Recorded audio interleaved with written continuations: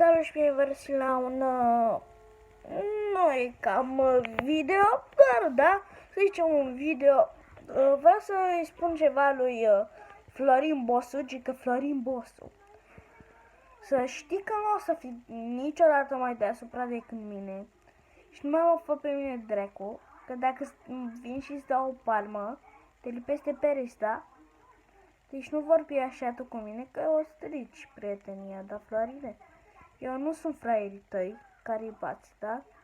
Eu sunt Marius Mihai Buzdugan.